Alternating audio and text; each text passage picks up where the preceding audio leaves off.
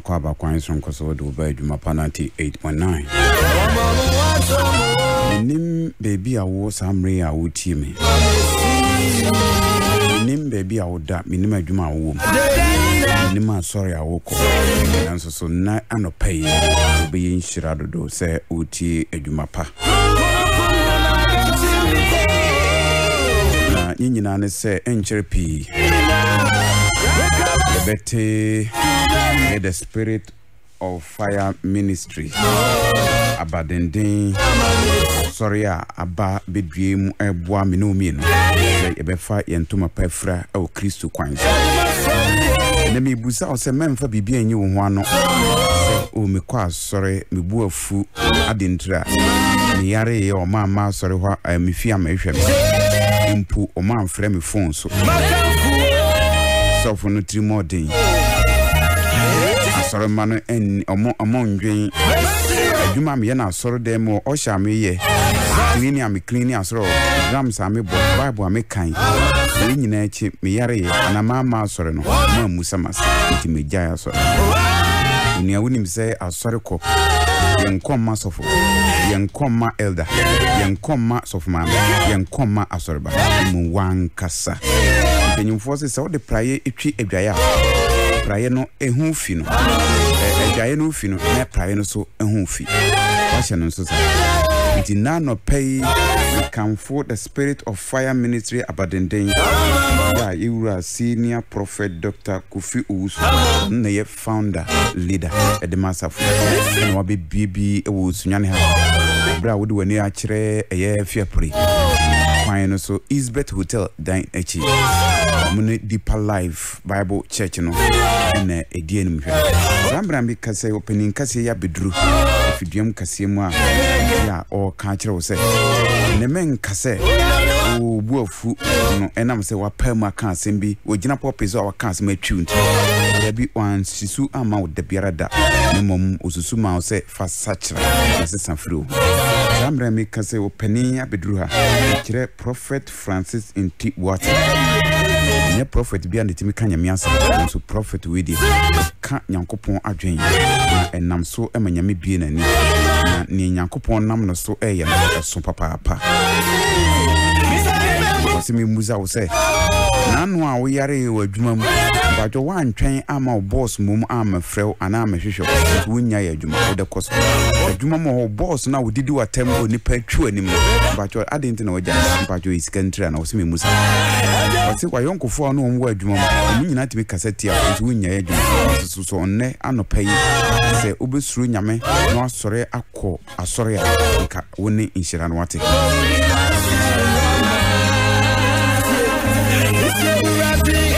Rade ebe mouse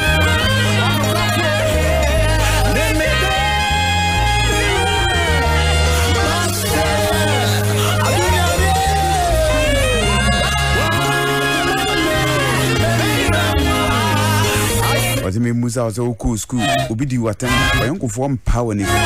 teacher fo amro atento no wanya school uku school ebu a wokọ from primary to say owie SS na university o period kwa mesra ade no nyina no so enjaye school no ohu ni say beboa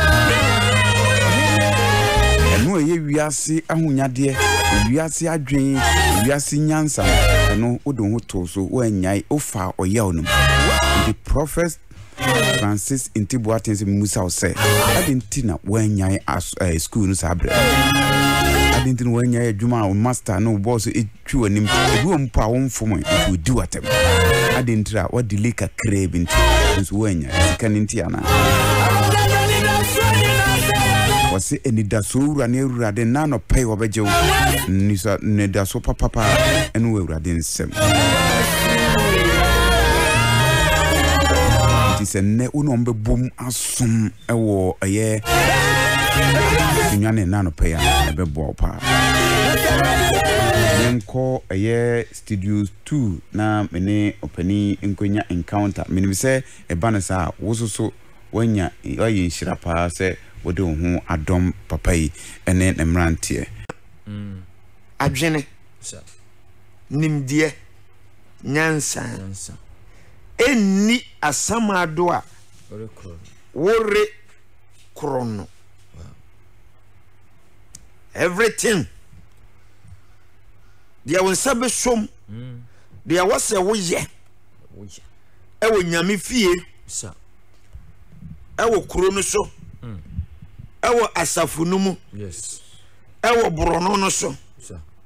sakwete swi nipa bebre di bone oh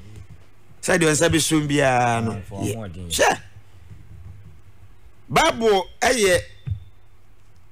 afutu sema agidifo sa ye kan no asondem babia agidifo ahia ye kan edi tu nipafo ama omo so beye de agidifo sa amen amen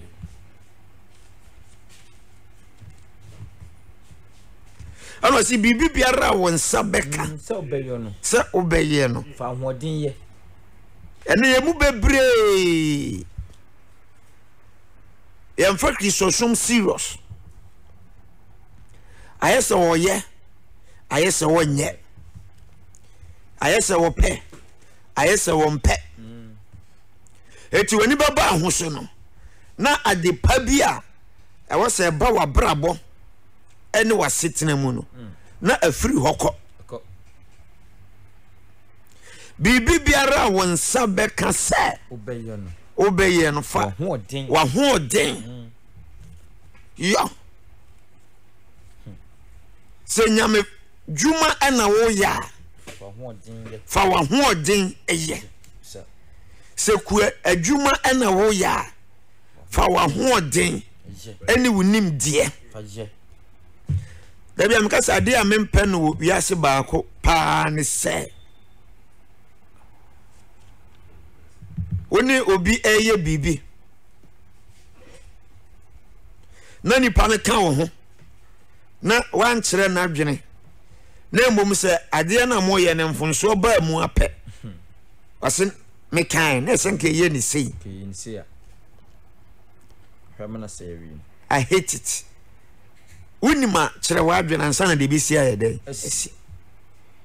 Bible say fa wa ho odin unim die ene wunyansa ene wa adwene fa sim Kristo fa ye nyame dwuma yes ene bebre aya Kristofo nso sabio omfa wa adwene no onim die ene esom nyame na no etu kwan na billboard bi esi kwan ho ye asori bi billboard a sofo na da so na sofo muya a wo da billboard so no na wa hyeche America for cha ye twe kata yanim sei bi na wa che ne ti se me se aw we obi oye nimdifo bi ehu a obebu Kristosum se sebio eye bibie wo ho nimdie nyansa ehu hia ye yes bibi biara wo ye sameba radio a I was me set me time 30 minutes before me preaching time na say eduru hwa akai me say me po or say me ba e say beduru ba bi no e bia me nya hoden emfa emma ha biem e beduru ba bi no asempa wo se me ka no me nya akwanya se me de be ka biem fi se sabi onipa entene bo yes yare wo ho amane nso wo ho bibia betimi asi eti ena me wo ahoodin ena me wo enkwan e wasa me di ma hoodin yes eni minim die eni ma adwene eye adwuma no se de waseme no na se ebre bidu na se mantimi anya bie ma manumi ho na awurade so kura no ammo mitiri so ono abehu se emfaso biara e wose onya no wo meso no wanya bibi biara wo beye awo nyame fie ɔdɔfoɔ fa w'adwene ɛne wo nimdeɛ ɛne wo nyansa fa yɛ na gyae akwadworɔ no gyae akwadworɔ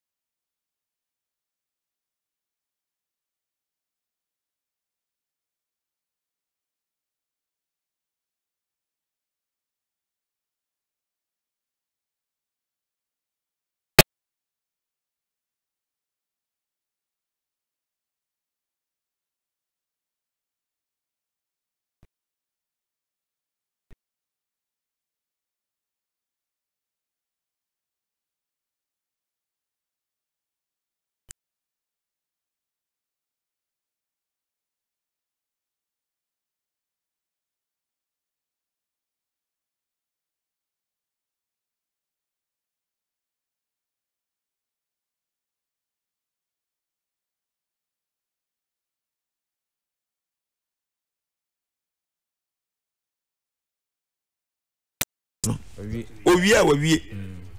onye bibia biem ka ne start out to start an to twene ka ne beko le mum se wudum jana asa osa be start biem a ana be kire se ne ho ye dey ehia ti sana koko etie anopa ahomache eti se o ton se aduane we ya e wa se odi nyansa ni nimdie nyina ye dey e bata ho nansa bi na mekoye program ewo brekum na aja oluma na kwam de mekakra ara mesoma bai se si hwa na ko awache bi wo na ko pe bibra manenti nwu bomu se be ya metika mu no metimedi because me kase me tenase asembe de betumi awache kama pa okwaye osi me de mini bo a me de mini bo so bi eto akwa me de eyema no na me say wow o se wo ye adwuma ne de be nimdie no ye den eni ho nyansan no ye den eni ho sabi o anwene se aduane a me to me nya obia na be pe roba no eti o se me pe bo ye den eka ho take away ebi ani pa no e be to de aye den akọ eti hono wa lusu de sika we go cry take away na only cry on san ya take away atre oni timetika no mede na de mensaye de e di aduane no sika enso na wo ye adwuma o de so bo bo nyame to si adwuma de bia won sabe som se wo beye no fa wa hoden fa wo nyansa fa wo nimdie fa wo adwene fa ye in this era dumso be wo se nye dumso be ya fa ne sa yenye intermittent enye dumso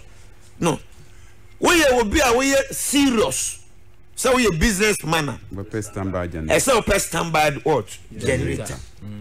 it is a ade bechi anase enka homachi me buy na nka megina frame me say sofo ke be ye ajayo na o modum light na ye ni generator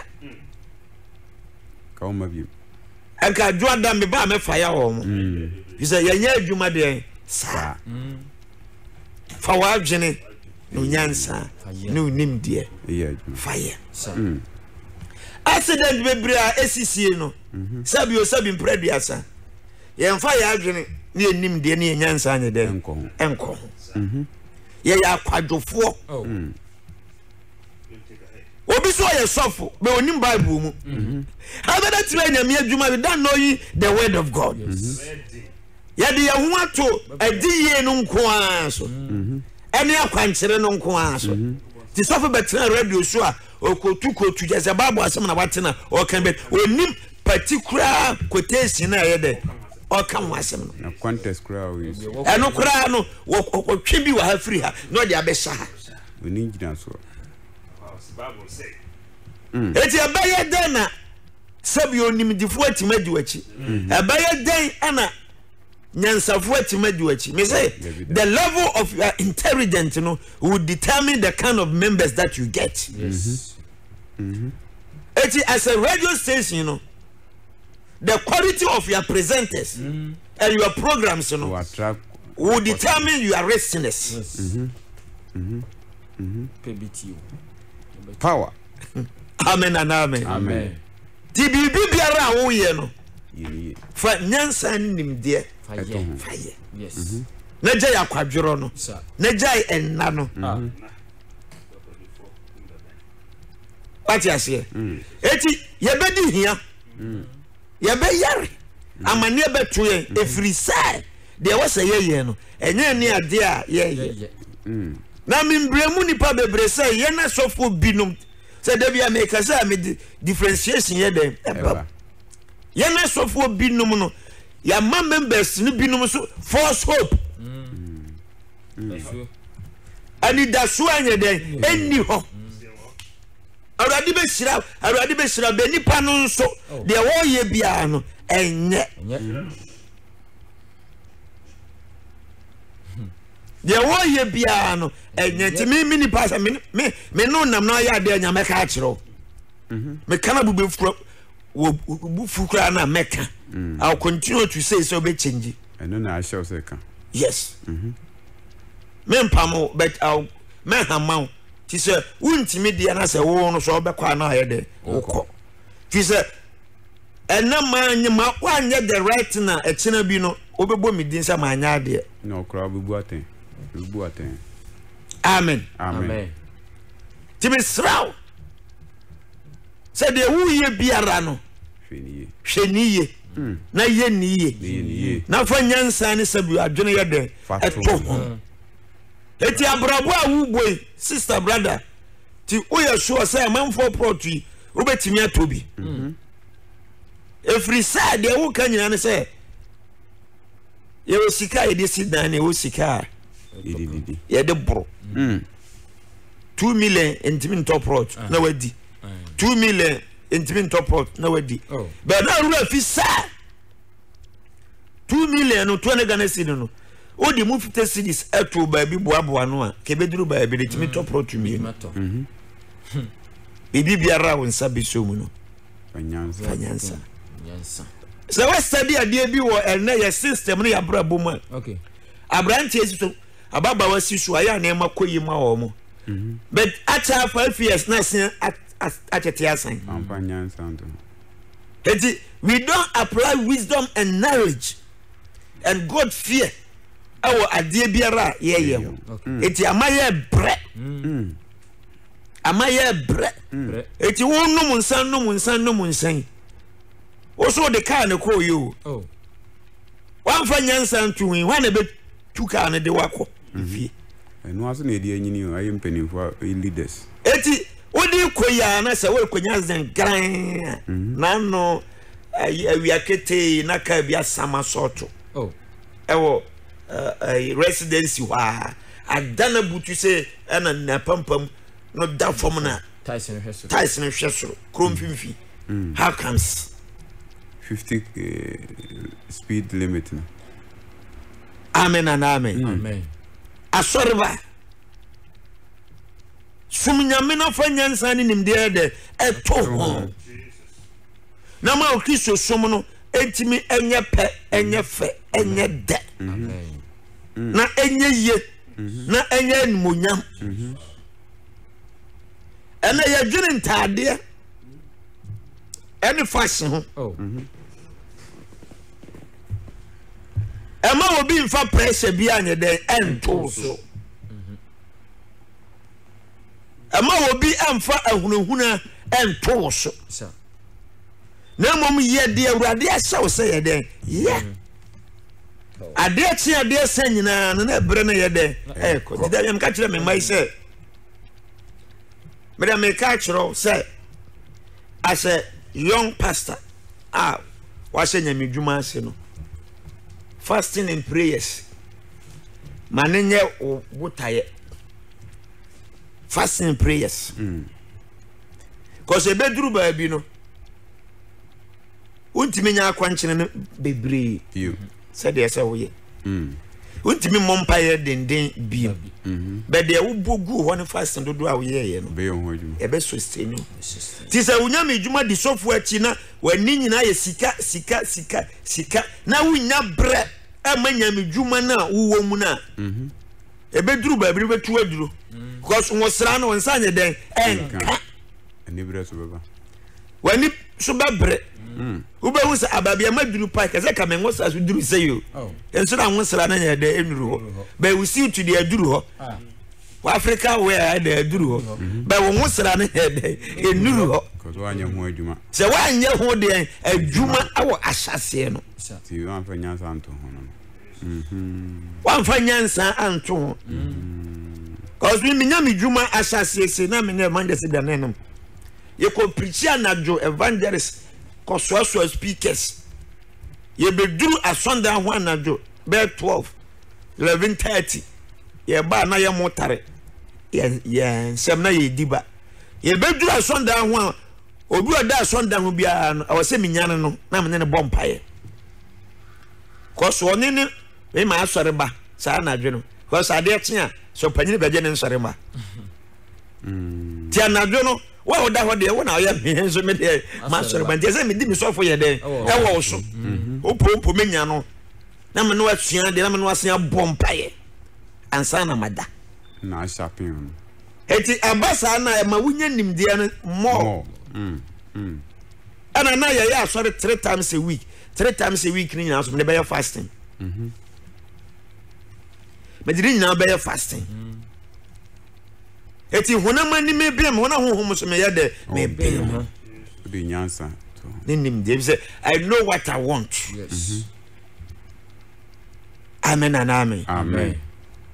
Emfa dwumadie bi a wudi no gogwa emfa no gogwa ne be duru ba bi no obeka se me hu yanka ya dia akwa bi ko school na wadwane kwatena we base na akwatena ba bi na adwene nyina ne se o ha o maame o ha o papa we onim sa ono ana o ye de o ha no e be duru ba bi na maame papa ne ho bie mo na akawo omo okra na mtumi bia ma na akawo akawo ne wunyankopon na akawo ne unimde ne unyansa na akawo ne de usuaye me obi a wanko school a ya me hu ne say o sua adwuma say hairdressing seamstress or pamade or okomazi or ye straight no ya na manage pa ya na ye buni ma bitra adwuma sua acha 3 years 4 years ubehu oso baba be ya master o chop money e mo da ko pamade a wo machine esifie kura na nipa de wo monema be de e be brew hairdresser wo fie kura nipa beba bomitima me fitani wonam kwan so kura no timinya job e wo kwan mu de hia ne say choose ba kwa mienu bi say obagi mu ti fitafo bebre nama ni choose esen bagi mu ba kwa mienu mensa ho ye de ehia go bibia betimi asi ampa so obenya adwuma so aye kwan mu obedidi obi fan kura nya adwuma no aka so ne ho beto no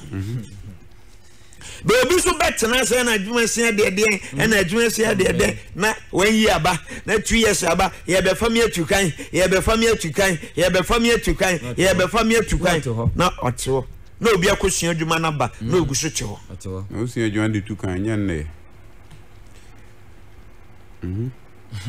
ano be sia ye nuama na ye ofa asema no bi ho ahyehye fos ahyehye panties wa ahyehye brazier wa ahyehye nema na oton na wa gene socks na waje na tade na dom akura na kama efe be o pasa oba no ko ware no hwe sa na ema no onso abi adentia pastor adentia o graduate any say menyakunu dia obi hu wa wo ye na aye ne fo be ware wo no wajai etina bebre the sam our promise bebre wo mu no ye pretend oh ohu be ma no fresh one eso de wo beye just say open de baby acho de wontimi kura no obeye o de acho eti say awade no nya basu wie pa bo say na wasenya ko ne normal life yes bibi biara won sabe su mu no je so we kusi opie wia fanyansa eto ho ni nimdie eto ho yes na ye aware mu fanyansa ni nimdie eto ho na ye se ewiase ade san na se ka me nu bonsa ho a okay we so highlight ya umbe shiem sisi a na me anya adwuma ka ne bepem ampem ba ko beto amrema nya accident eti se we so highlight ya wo no so dim na hu anim na ye de na ko menga se waso nti uso beso ti me so meso sana ware tie se ukunu so highlight ya oba madim na fa ebo wa ware ho de eba nim die eni nyansa e wo ba bia o so bi ase e hia bibia hu de wo beye na sere wo no nyankopon no na fa obuo ni anidie emma no na de obeye bia no de Yorobusua de e wo saa nipa no ne mu no na so be yes saa nipa no pepepe na yenya akwadworo asinkan anieden ahomaso ene ahantan no na emfaye enkosi ba bibia anopai Midian Prophet Francis Ntibuati. Because I did for the dozen it me preach say. Cause I am born dance the atiati mwa. Eh who baby o monko anya so mo voice no. Say ya o monom pain ayi bi o painkiller. Say ayi energy drink bi o. Amen and amen. Amen. As a prophet, you have to know the word of God. Yes. You have to know how to digest. How to digest the word of God. Spiritual and physical. Now make it vibrant references. And now no pay why in Shira. And would you say what the Arade Aname show at the Amawi? Because I say Asafu Beni, the Spirit of Fire Ministry. You move to any abandoned thing. Kamebeka say you were Buaka Manshia. I Buaka Manshia, your headquarters. Kumasi. Oh, Kumasi now they try to na chatona. Now try Kruba Krup Minua, Sa Krunusua, Manshia. I want a headquarters, no. But over Sunyan there. I will fear Road, Isbeth Hotel, Nechi, School of Answer South Ridge, Experimental. Yes, School Nechi, and I saw no deeper life. You know, me say French show. What they all bar, we see what Isbeth Hotel and Nimu pair. A quite be the Isbeth Hotel and a Lands Commission. Fasa Kwana Soka Crabby. Otra Hotel na, was a school no, our French war at the school. No, and a gate near beer. Fasa gate in black streets. And pipe. Obaba beto abrosan bi aya to fence or afa ho. Abrosan no fence or na plaster half, yan plaster half. Ba bia yan plaster ya no kwantia bi da ho. Usana ya asonda edi kan eno aha. Hono benyasem benyam anyanyame adwene ne nyame adie any deliverance any wodie and then the first Sunday of the month first Sunday bi ana ya na rade o e fa me so e breast members you know for the month anointing to overtake the month. Yes. Anointing any adoma rade be fa me so de amaw na bosomi e beye inshira said the car yeah insurance man no nipa bia no I was a brand brown bia we insure life through life cover na ma wetimi aye insurance ti ano pay bra na de be fa me so ama wa ye emfa numbers no to join numbers no eni aye 0541 41 b 41 84 36 0541 41 84 36 and a 020 87 44 950 020 87 44 950 Radimani siuye ofra de wasa radi famiso no kambia o bana se wo fom kwan na ofra me a kasa wo kwa abandon se enye ho a enye ba bia nyame ya aduma on the 17th of this month your program to better one sempa 17th 18th 2 days powerful and they me no di for na mu na ye hwea bom nyame nhyira a chena nwumre tie me 9 o'clock to 10 God bless you. Right now, I'm Sunday school for and one calipo. Hey, one biscuit. And I some to me. Already should be bia. Amen. Amen.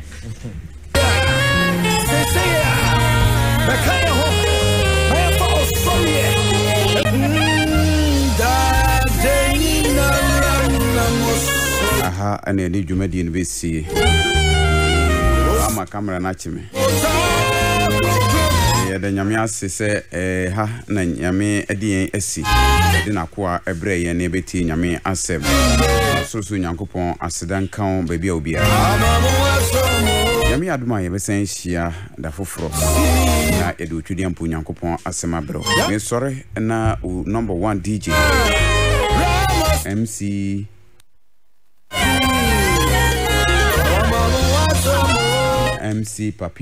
MC Papilo na ono so abehu nyom na watrew Edumapa FM wo edema is a one timinka ma sorry afri akunya kasi so mo aye hihye Edumapa ya se obose niema ye niema papa nko ane de beba ya de ntina o timu afidi na afiri ha so person ton odwaton de na ye toni yi pa de mpa cho fabra ha sanse yi wonim difo de obo nyum nimde de wo kanu nimde obi o hobi adwemu do yen ton ade forma na okra no manya yen ton yen je na ton ti bra once o ya ma okwan de so sefata nyankopon ya no e be san hia ye ne Francis Intibuatin of Abandon the Spirit of Fire Ministry initiate nyankopon hia kramo bye bye.